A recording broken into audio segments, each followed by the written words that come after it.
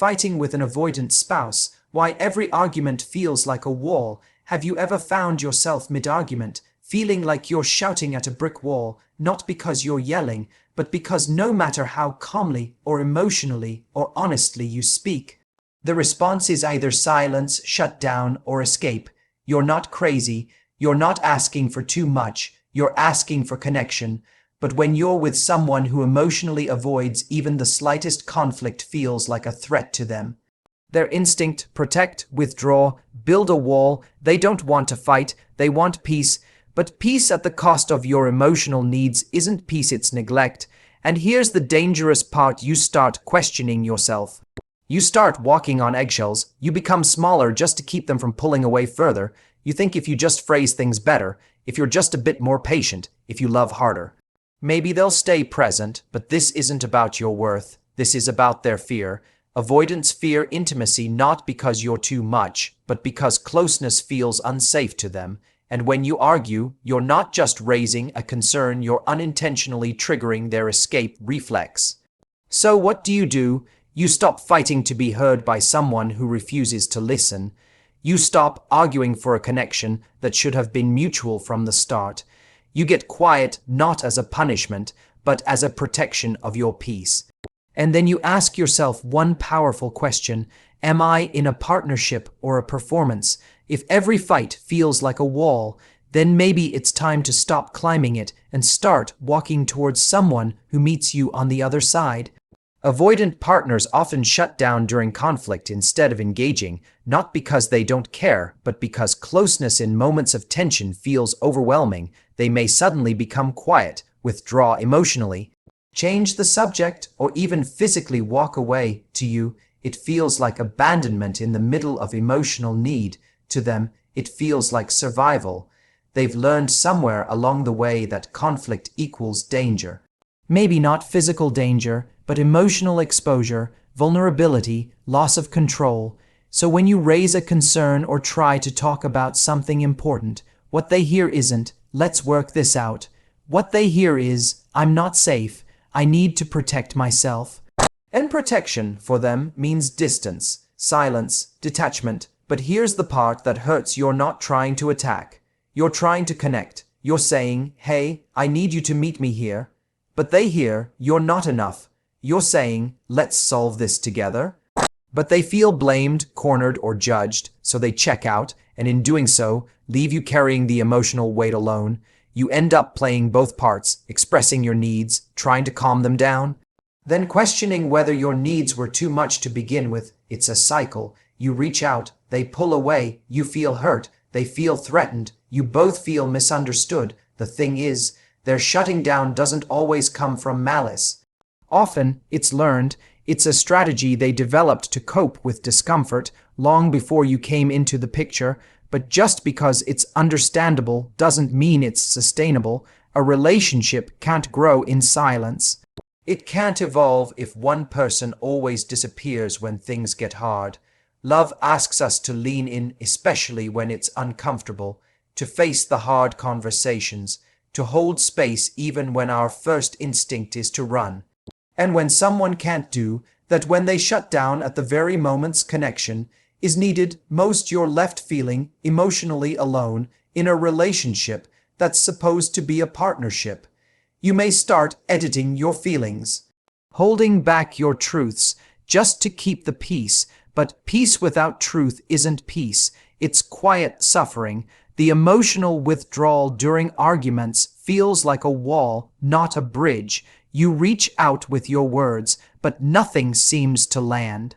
It's like speaking into a void, a space where your feelings echo back to you with no reply. You ask questions, you try to explain, you try to stay calm, but all you get in return is distance. Not just physical distance, emotional distance. The kind that feels colder than silence. You're not trying to win. You're not trying to fight. You just want to be seen, heard, understood. But instead of building a bridge between you, every word seems to push them further behind a wall they've built. And the more you try to connect, the higher that wall seems to grow. You can see them on the other side, but they've shut the door, closed the window, and pulled the curtains. You feel locked out, even though you're both still in the same room. It's confusing, Because you know they care, at least you hope they do. But in these moments, their care doesn't look like love. It looks like retreat. You're left holding the conversation alone, arguing with silence, trying to connect with someone who's emotionally unavailable in the moment you need them most, and that hurts. It makes you question your words, your tone, even your own worth. You begin to wonder, am I too much? Did I say it wrong? Should I have stayed quiet? But it's not you. It's the wall they built long before you ever showed up. A wall that says, feelings are dangerous. Conflict means rejection. Shut down before you get hurt. It's their fear, not your failure. But that doesn't make the silence easier. That doesn't make the cold space between you feel any less lonely, because a wall might protect them, but it isolates you. It creates a relationship where one person hides and the other keeps knocking, hoping for a response. You want repair, they want relief. You want connection, they want escape. So instead of resolution, you get withdrawal. Instead of a bridge of understanding, you get a barricade of avoidance. You may begin to question your own feelings and shrink to maintain peace. Not because you're wrong, not because your needs aren't valid, but because every time you express them, you're met with discomfort, distance, or shutdown. So over time, you start to calculate your emotions. You hesitate before speaking. You wonder, is this worth bringing up? Will this make them pull away again? Will I be blamed for starting another argument? You start second, guessing your instincts. What once felt natural, expressing a boundary, sharing a concern, asking for reassurance, now feels risky. It feels like walking through a minefield where any wrong step leads to silence, coldness, or retreat. You don't want to be the one who's always emotional. You don't want to be the one who's always starting something. So you begin to shrink. You start choosing peace over truth, stillness over honesty, silence over connection. But it's not really peace if it's built on your self-abandonment. It's not really calm if it comes at the cost of your voice, and slowly you disappear. Not physically, you're still there, but emotionally, mentally, soulfully, you become a smaller version of yourself. You start smiling through discomfort. You nod even when something hurts. You tell yourself, it's okay, I can handle this. When deep down, you're carrying more than anyone sees. You may even convince yourself that your expectations are too high, that maybe love means accepting less, or being more patient, or needing less. But that's not love, that's fear. Fear of losing someone who already isn't meeting you halfway. The worst part, they may not even notice the version of you that's fading, because your silence makes everything seem fine on the outside, but inside, you're slowly disappearing behind your own restraint. Peace that demands your silence is not peace.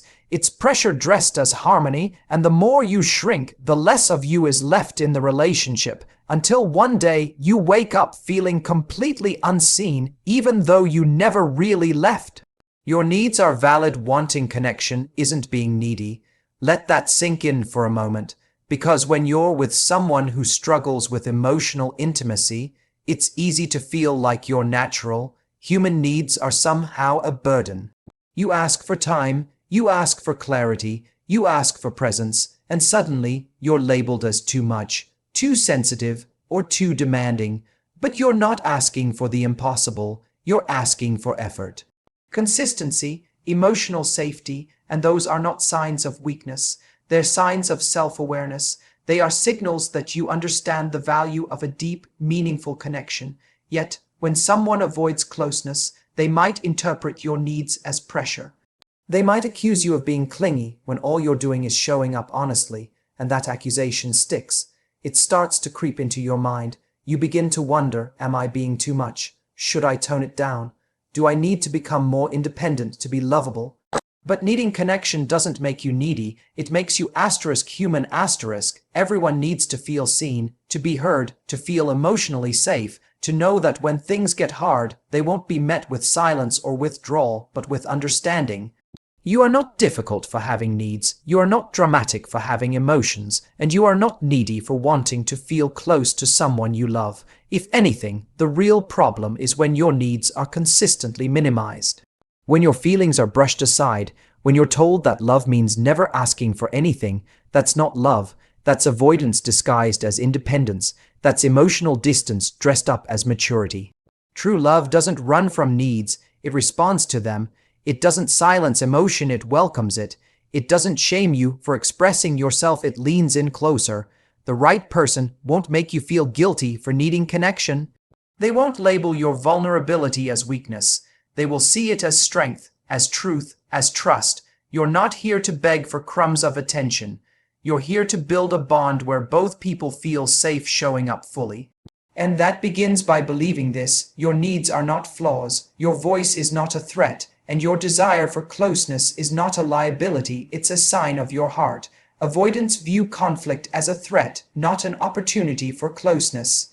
To them, conflict doesn't feel like a path to understanding. It feels like danger, like emotional exposure they weren't prepared for, like something they need to run from, not run into. So when you say, "Let's talk," they hear, "Get ready for attack." When you express hurt, they hear blame. When you seek connection through conversation, they feel pressure to defend, retreat, or shut down. It's not because they don't care. It's because they were never taught that conflict can be healthy, that it can be a bridge, not a battle, that it can actually bring people closer when handled with care. For them, emotional safety means avoiding confrontation altogether. They think, if I stay quiet, the storm will pass. If I ignore it, it'll go away. If I don't respond, I won't get hurt. But what they don't realize is that in avoiding the storm, they create a different kind of damage, the kind that builds up over time, the kind that leads to distance, misunderstanding, and resentment. Conflict, when done right, is a doorway. It's a chance to say, "This matters to me." It's an invitation to grow, to understand, to build trust. But for avoidance, that door feels locked, or worse, it feels like a trap. So they do what they've always done. They pull away, they get quiet, they deflect. They try to minimize the issue to keep the peace, even if that peace comes at the cost of real connection. And if you're the partner trying to reach them, it feels like you're chasing someone through fog. You're trying to connect while they're trying to escape. You're not picking a fight, you're reaching out. But to them, closeness in conflict feels like a loss of control. So they retreat into silence, into distraction, into anything but presence. What they don't see is that avoiding conflict doesn't protect the relationship, it starves it. It blocks emotional intimacy. It erases moments where healing could have happened. It turns relationships into quiet standoffs instead of collaborative growth. But you can't build closeness with someone who views connection as confrontation. You can't solve things with someone who runs from the very process that could bring you together. And you can't create emotional safety with someone who sees every conversation as a threat to their freedom. So if you're in a relationship where every conflict feels like a shutdown, where every emotional moment is met with distance instead of depth, remind yourself of this: you're not asking for too much. You're asking the wrong person to meet you at a level they're not ready to reach. You deserve a love that shows up, not shuts down. You deserve a partner who sees conflict not as a threat, but as a chance to grow together. Someone who doesn't run from discomfort, but leans in when it matters most, because real intimacy isn't built in the easy moments, it's built in the hard ones, and the right person won't build walls in those moments, they'll build bridges. And until then, don't shrink, don't silence yourself, don't water down your truth just to keep the peace, because your voice matters, your needs matter, and you are worthy of a love that can hold all of you even in the storm.